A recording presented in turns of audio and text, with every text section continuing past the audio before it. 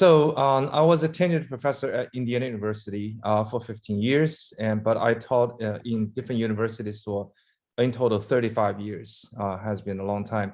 And I published like a crazy as a researcher in many journals in different fields as well.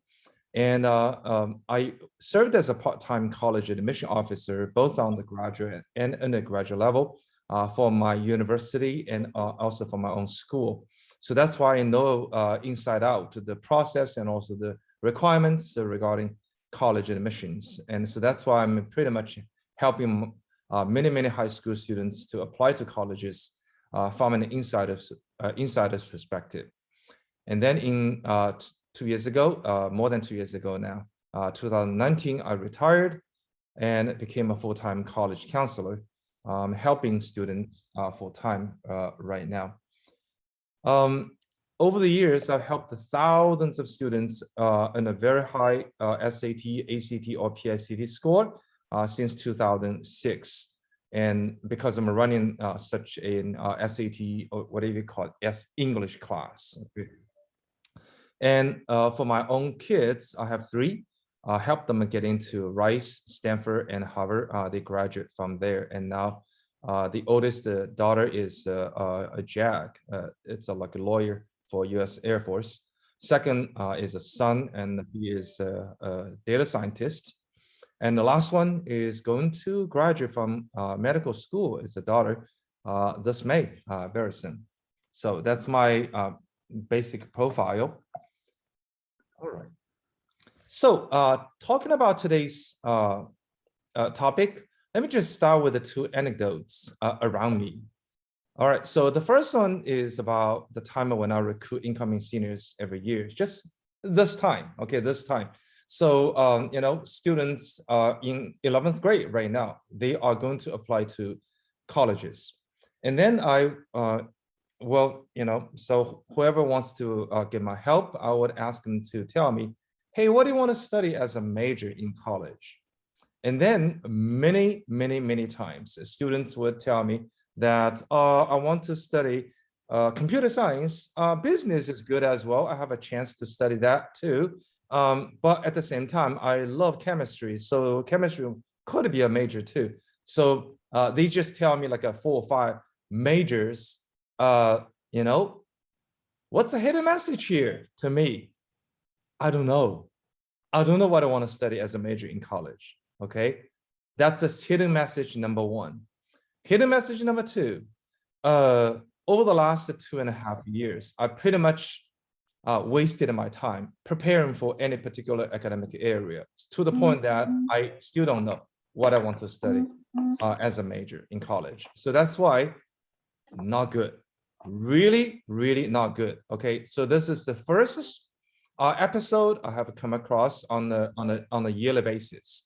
Second, also every year, you know, like before COVID-19, December 15 usually was the you know, the deadline for all the colleges to announce. But over the last 2 years, it was always December the 18th. Then the students got to know, you know, where am I going? Or I got deferred or I got rejected. Those are the possibilities. Okay, then so many years already, and on that last day, parents, usually the mother, would call me, would email me, would text me, and so my son or my daughter got rejected or got deferred. What happened? So what happened? And so can you take a look at my case? You know, my daughter's case, my son's case. Sometimes when you know, I'm available, I would. So that's why. Let me tell you just one example. Okay, one example that happened like 2 years ago. So the daughter's case was rejected by Yale, rejected, not deferred. Okay, so I said, let me take a look at what do you want to study as a major? Oh, psychology. And I said, what kind of preparation do you have in psychology? Oh, I took a course in school in psychology. And what else have you done? Nothing. So I said, if Yale doesn't reject you, I don't know whom else it should reject, because you're poorly prepared for that major.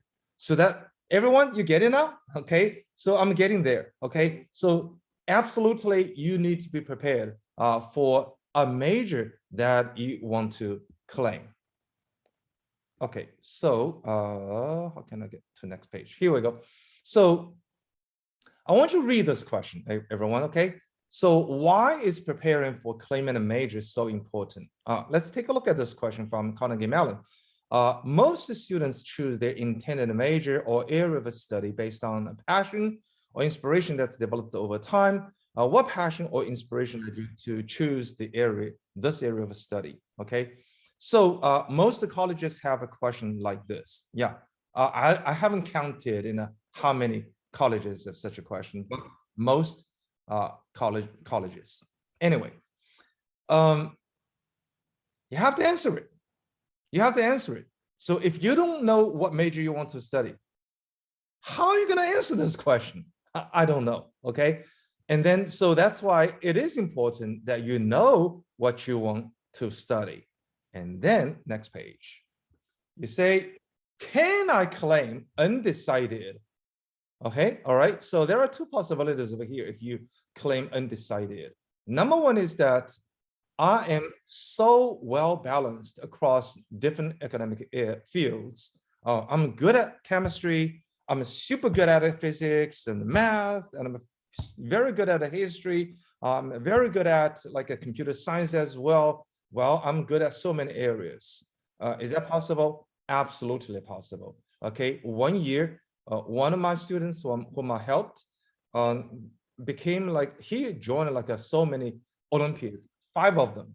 He got like on the national level. He got like competed on the national level, all of them. So that's why it's possible. I know. Okay, so unfortunately, most students are not prepared in any academic, are not very well prepared in any academic field. That is troublesome. Okay, and so how can I tell you are prepared or you are not prepared? Don't forget. Most of the colleges are in Common App. Common App is a college application, application platform.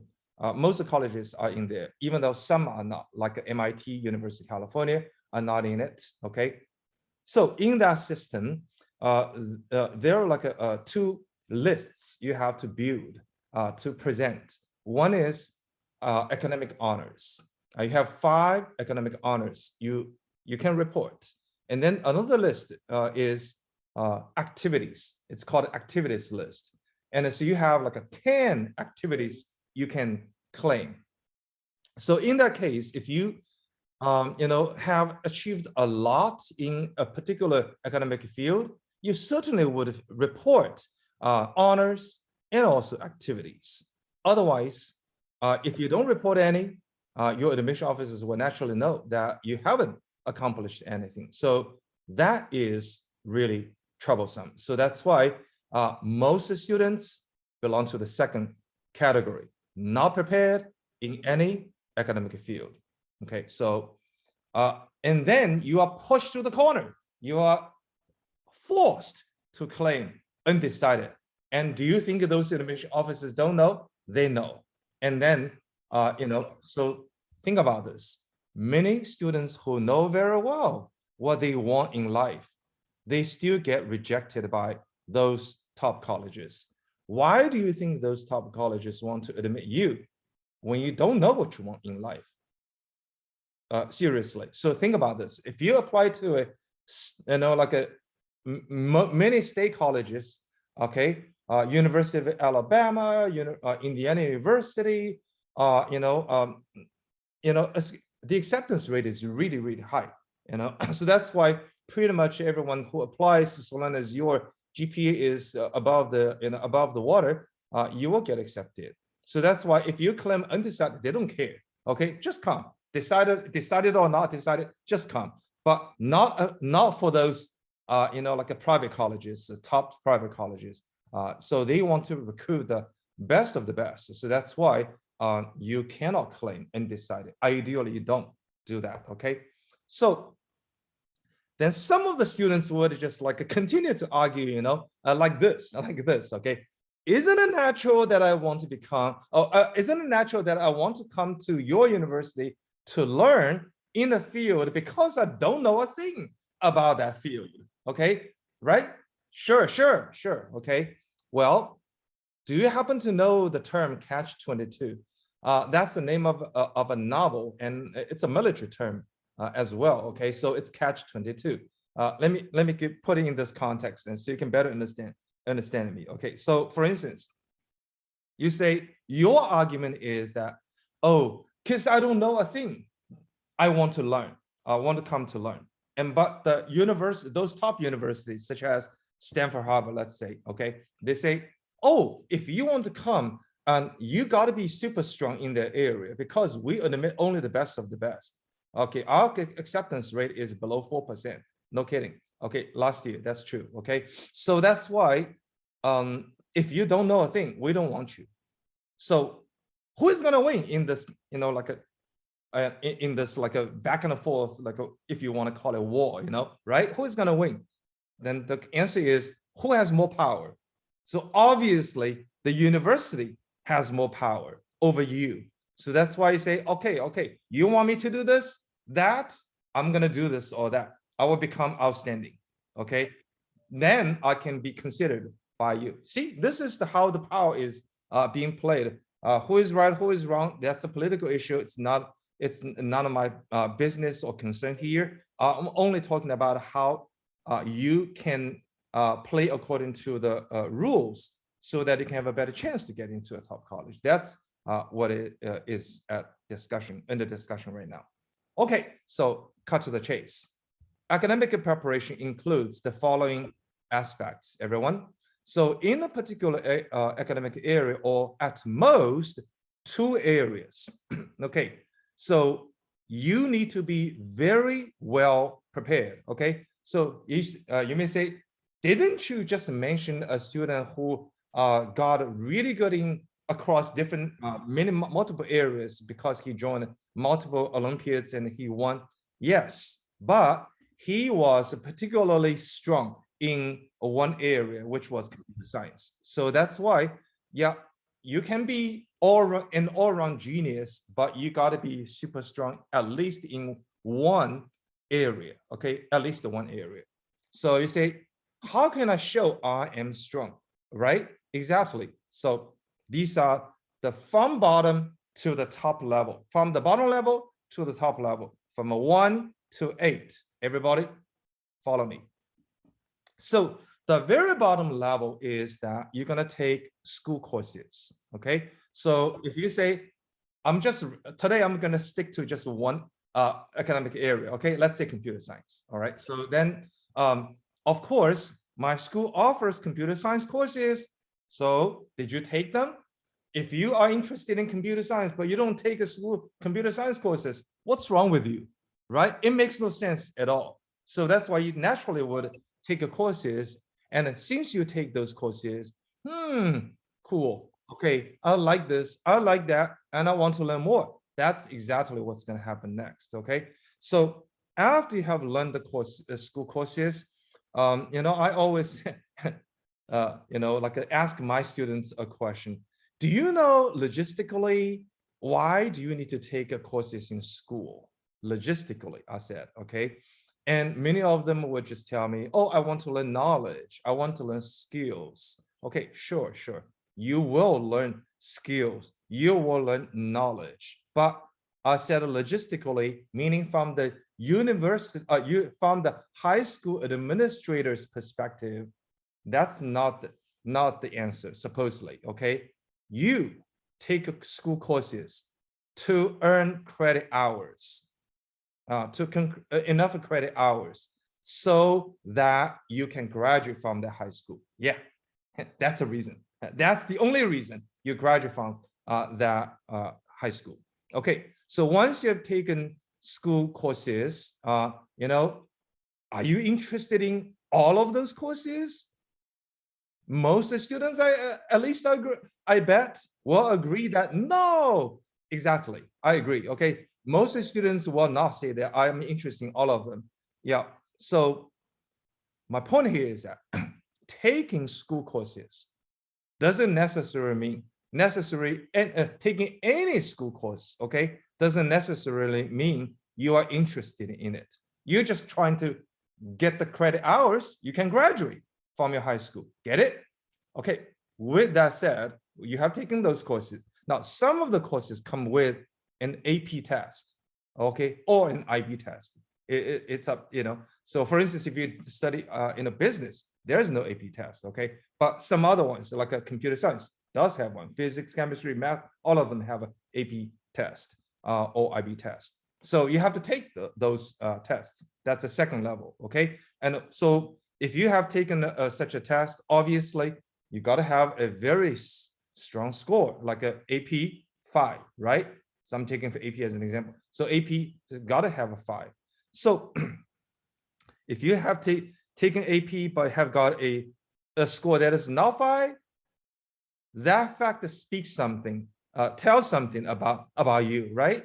Last year, okay, I had such a student who insisted on studying CS as a major in college. He did take AP CS. He got a 3. And I said, sorry, you know, I really cannot change that fact. And no matter how hard you try to write the essays, those essays are not going to help you that much, because this is a hardcore data. The hardcore data, the number is there. You know, this is something that's going to really jeopardize your application. So that's why everyone, it's very important you get a wonderful score. It's a perfect score, you know, from AP tests. All right, if you take an AP test at all. So then, as I said, if you are interested in a particular academic field, you got to spend some time outside of the school, the classroom. Sorry, outside of the classroom. So it can be inside school, outside school, doesn't matter. Okay, but outside the classroom, absolutely. So that's why immediate thing you can do is to join a club. For instance, oh, I'm going to study computer science as a major. I don't know yet, but I'm interested. Can I just like go and figure out what they are doing there? Oh, they're going to prepare me for competitions, for instance. Okay, cool. So I'm going to go there, join the club to learn more and join competitions, for instance. Okay, so that's like another bottom level preparation, joining a school club. Okay, and then on top of that, then I want to do more because I have learned something very cool. I love programming. I love C++ or Java or whatever, you know, things that I have learned in class. So I begin to take college courses. Okay, college courses, there are 3 different ways you can do. First is you can just take courses online. Yeah, there are different platforms that allow you to take college courses for free, such as Coursera or edX, edx.org. So do I have the chat here? Okay, I can open the chat. Coursera.org, okay, and edx.org. Okay, so those are the platforms that you can go to and take courses pretty much mostly, if not all, okay, for free. The second way to take a college courses is in the summer. Yeah, in the summer schools, many summer schools offer something called pre-college, okay, and courses. And in those courses, pretty much you sit down. If it's not COVID-19, you do sit down, okay? Otherwise, you sit down in an online classroom, doesn't matter. So you sit down together with college students, undergraduate students, and then you take the course, whatever the course, okay? And then after the course is over, you will get a grade, it's A, ideally have got an A, okay? If you get anything below A, be quiet. Don't tell the colleges in the future because it's not in your favor, all right? So, and you're gonna get an official transcript as well from that college, okay? So that's a second way to take college courses. You can take 1 summer, you can take 2 summers, but ideally I recommend that you take those courses in 9th grade and 10th grade, okay? That's second way. Last way, the third way, you can take during a regular semester by signing up as a non-degree student. Listen, everyone carefully, okay? Signing up as a non-degree student because you haven't even graduated from high school yet. So you're not qualified for joining as a degree-seeking student. So that's why,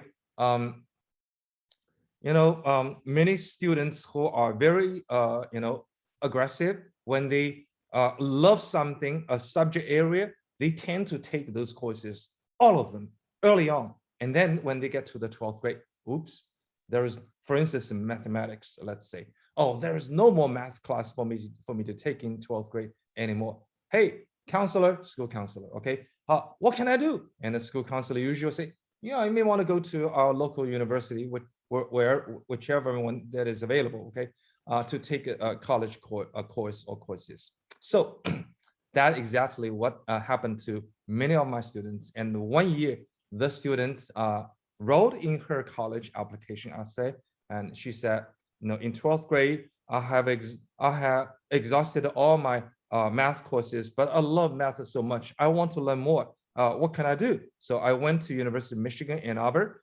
She lived there in Ann Arbor, okay, to take honors algebra course.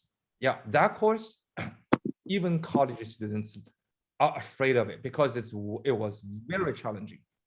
Okay, so she took it and then she wrote, oh, I love the professor's humorous and interesting, like a teaching style, and also the content, all good. And then many students struggled with that course. They didn't know how to do questions. So anytime when I was available, I sat down with them and taught them how to answer this, how to answer that.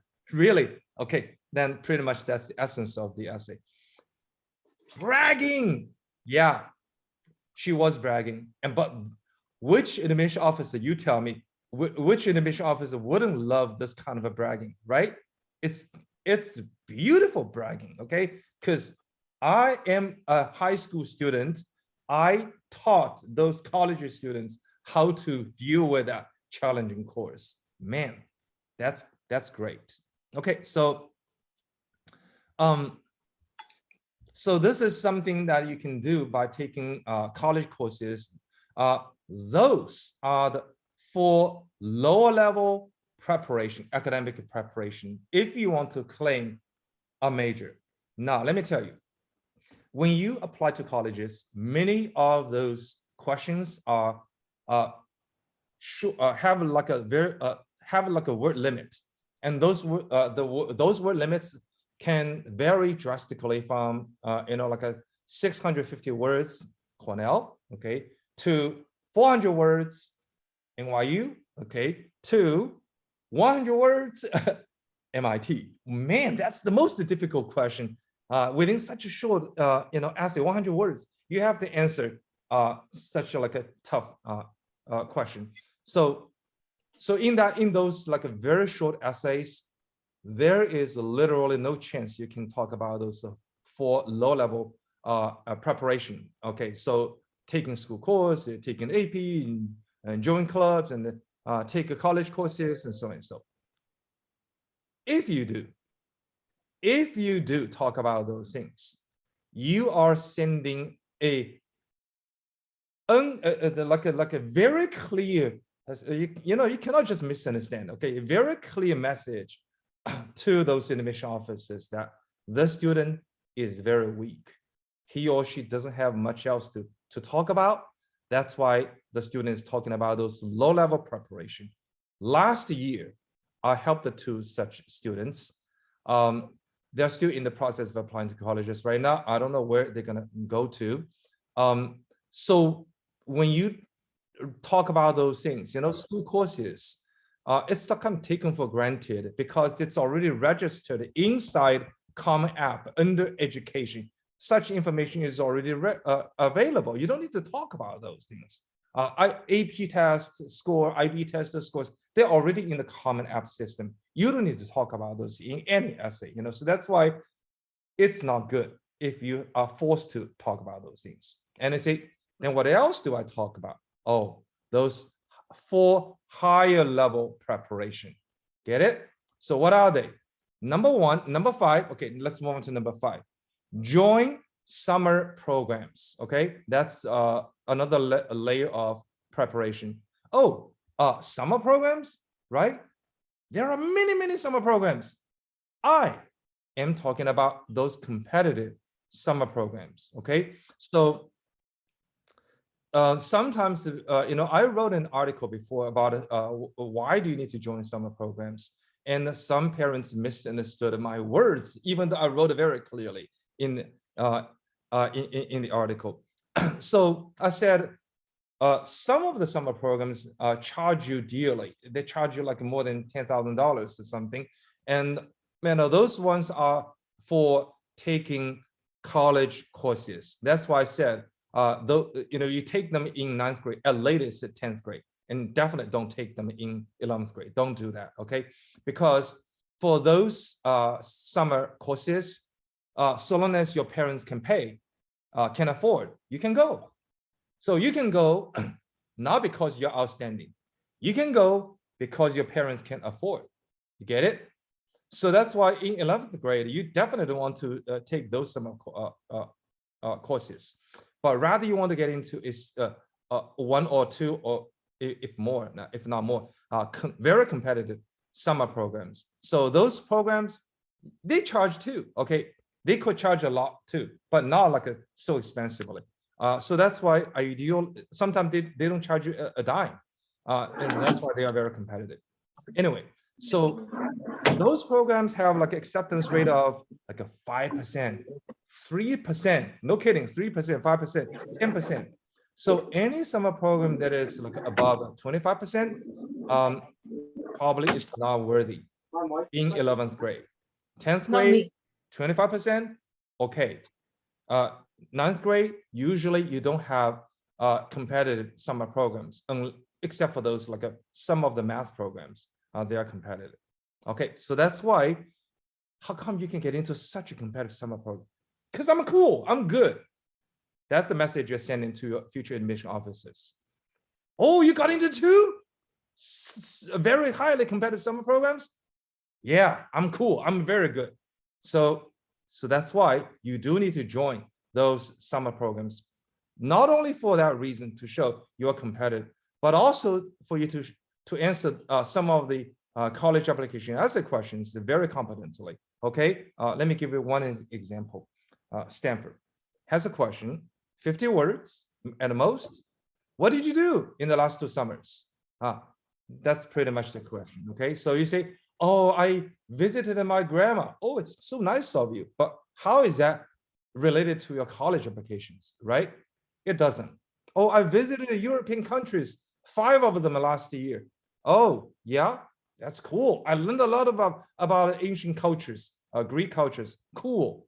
But how is it how does that fact make you look outstanding in front of the admission officers?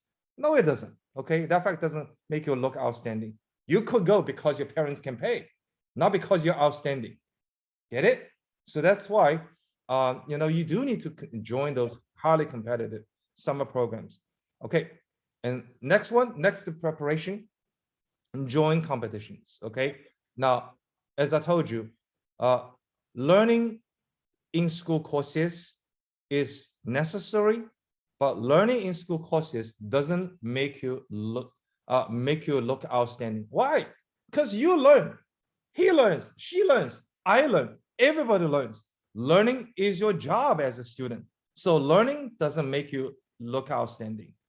How can you make yourself look outstanding? Because join competitions, right? So you joined, I joined too. You won big. You won on the national level. Oh, I didn't win anything. How come? Okay, I'm terrible. You're outstanding. You can tell. Okay, and also immediately, right, for admission officers. And then many of you probably are not even aware of a very simple fact that college admissions are competitions, right? As I told you, Harvard and Stanford both have an acceptance rate that is below 4%. How come you got in? I didn't get in. It's a competition. So that's why for them to consider you for such a competitive institution, you got to show them I'm competitive, already. So that's another reason why you need to join such competitions, not only just to show how outstanding you are, but also show how competitive you are as well. Okay, so next level, internships. Okay, so you gain kind of there are two kinds of internship. Okay, two kinds. Okay, first kind is you go to a research institution like a university, such as a NASA, for instance. Okay, you go there to do research mainly. So in that case, research and internship are interchangeable. They are the same thing. But for some other students who are not going to college, they go to, for instance, a company. Okay. Oh, what do you want to study? I want to study business as a major in the future. So that's why I went to a hotel, for instance, to gain the firsthand experience of working with customers, to gain experience of communications, communication, how to communicate with people, how to handle accounting, how to handle marketing, how to handle this, how to handle that. So this is like gaining hands-on experiences. Okay, that's a different kind of internship. Okay, last, research. Now, in the overall student population, conducting research, overall student population in the United States or around the world, conducting research is very rare. It's very rare. But I run a college counseling program. So for my students, joining research is a standard. Pretty much all the students join research. So that's what I do for my students. So anyway, so these are the 5, 6, 7, 8. These are the 4 higher level academic preparation. So in the future, when you apply to colleges, I hope you are right more about these higher level, academic preparation. Can I mix them? 1, 2, 3, 4, 5, 8. Sure, you can mix. Okay, feel free to mix, but spend more words on 5, 6, 7, 8. Okay.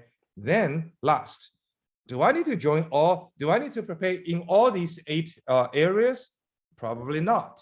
Okay, because sometimes, as I told you, internship is and research are interchangeable. Okay, for some of the students who are going to study business, for instance, they normally don't do research, but in place of research, probably you would love to maybe run your own business.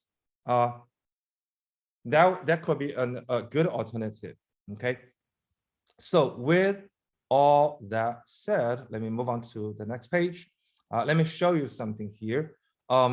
Let's take a look at this example, everyone. And you can tell me how good this is, okay? How this essay is. Okay, this is from MIT. Everyone, this is from MIT. I'm excited to explore what the world-renowned School of Engineering has to offer. From a young age, I've loved building and creating, from designing different patterns of train tracks in my Thomas the Tank Engine set to constructing circuits in physics class. In addition, my 2 years of calculus-based physics, 2 years of biology, and my completion of AP Calculus BC gave me a deep background in those subject areas. I'm interested in going into biological engineering because of its potential to improve the lives of many people. Hey, what do you think? This is very well prepared or nope? Nope. What do you think, folks? Yeah? The student talks about the courses. Wow. The student even talks about AP Calculus, which has nothing to do with biological engineering. Huh? Right? And also the student even spends words on things that happened before high school years. Really? You have only 100 words. Seriously? Your essay has betrayed the fact that you are very poorly prepared in this for applying to MIT. And for this student, everyone, I'm just like a fact person. Fact is fact, okay? If you don't, if the fact doesn't support your, if your facts don't support your application to MIT, hey folks, do you think I should tell the student and his or her parents honestly, or I should be just quiet? I can do both ways, either ways, I can do either ways. But at that time, I chose to tell the parents and the student that these facts probably will not help you get into MIT.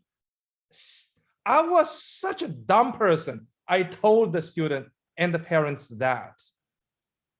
They got mad at me, seriously. They got mad at me for me to tell them this fact, because I read like a student's, high school students' resumes like on a routine basis, like a year round. So many of them, every year. So anytime when I read a resume, I can pretty much tell, where you belong when you apply to colleges. So that's why, this is my professional opinion. You don't have to, just like a doctor. The doctor tells you that you need to do like a surgery. You say, no, I don't believe you. I don't trust it. I don't know whom else you're going to trust. So that's why professional things you have to ask professionals to do. Anyway, so that's why I did a dumb thing and they got really mad at me. Anyway, and then I told him that you need to improve at least. So the student did improve. Take a look at this second version, okay? I'm looking forward to studying, collaborating, and researching with the students and professors in MIT's bioengineering department while working in Dr. Fu Zhong's synthetic biology lab at WashU. I learned how to use PCR, gel electrophoresis, and other methods that help scientists to clone and manipulate the DNA to create specific proteins. I am captivated by the idea that engineering on the small scale in genes and DNA can benefit people on a very large scale. I hope to do research on precision gene editing and immune system engineering under Professor Zhang Feng, who developed the CRISPR-Cas9 technology vital to bioengineering. Hey, folks, what do you think? Do you think this student has a chance for MIT by improving the essay to this point? What do you think?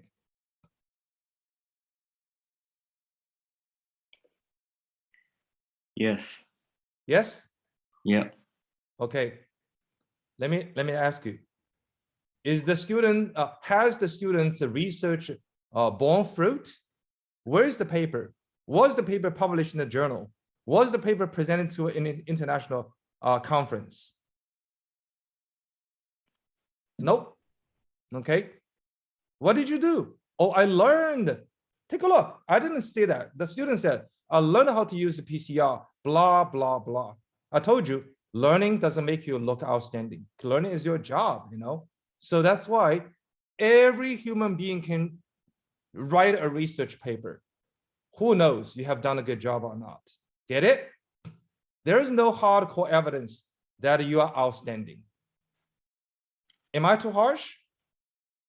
Too many of my students publish or presented, published in journals, professional journals, or presented to international conferences, not for high students, just like a regular, for people like me, like I was a professor, like a person who did research for a living, my students are presented to those conferences. So that's why this essay, yes, it improved, okay, but not at the level that you can get accepted into MIT. This is not good enough, okay? And you say, wow, Dr. Wang, you expect so much. No, it's not me. I'm not expecting anything. Those admission offices from MIT, Harvard, Princeton, Yale, Stanford, those admission offices expect something that, that is from a high bar, okay? So it's important you understand what's there. Okay, let me show you. Oh, what is better than? What is good then? What is good enough for you, Dr. Wang? Okay, let me show you one example here. Okay, I'm drawn to course 18C. Because of long being passionate about studying in interdisciplinary courses that integrated my two favorite subjects. Math has been my strongest and long-time passion. Throughout the years, my two-time AME qualifications and experience at Ross mathematics program further enhanced my math problem solving and theorem proving skills. Computer science became my love at first sight in high school. I've been eagerly learning algorithms and have advanced to the gold division in USCO. I'm taking a machine learning course on Coursera. This interdisciplinary program is perfect for me to apply my abstract math knowledge to pragmatic computer programming. How is that, everyone? Do you see evidence here now? The student is outstanding, right? Yes. Yes. Two-time AME qualifications, that's a lot of students have. That's something a lot of students, who cares? Okay, sure. How about a Ross? Ross acceptance rate used to be 5%. It increased its enrollment later because it added another class. Now the acceptance rate, rumor says it's about like a 10%.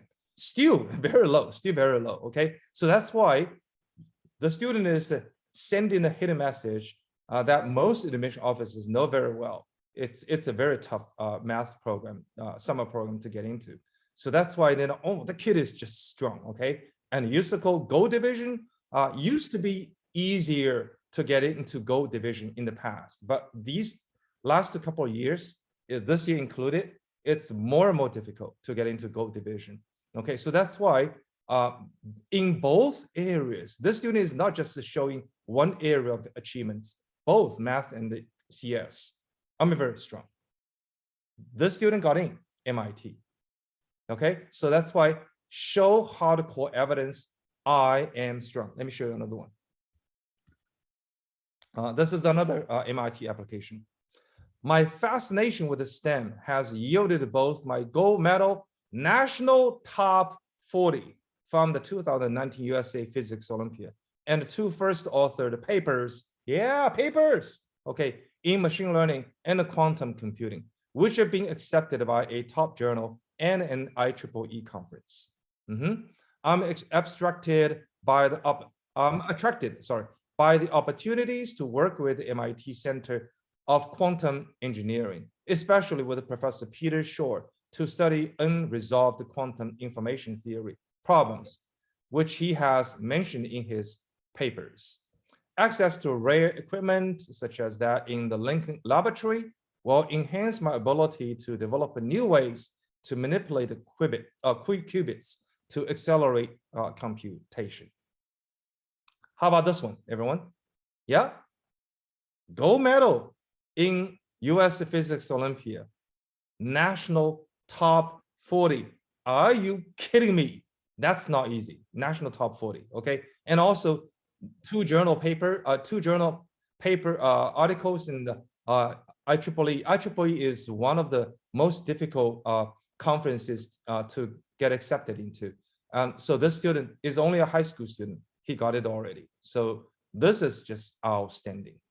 The student got into MIT as well. So I hope that now you know. And you say, are all students yours like this? No, not all of them. But I always try my best to help my students to, accumulate such achievements over time, over the years. That's why, yeah, it takes time. Okay, you need time to accumulate achievements.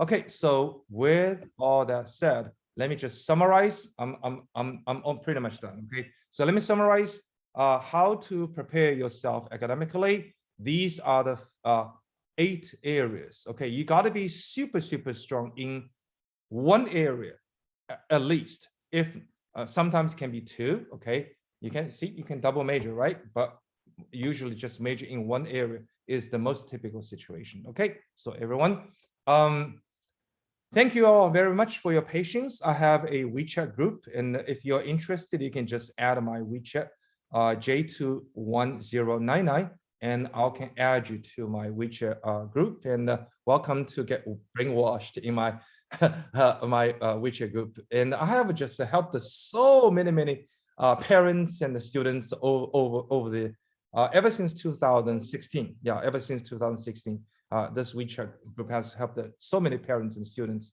all around the world. And also, I teach an SAT, ACT English class. And so if you are interested in joining the class, you can join ever since 8th grade. 8th grade to 11th grade, you can join. 12th grade, sure, if you wish to.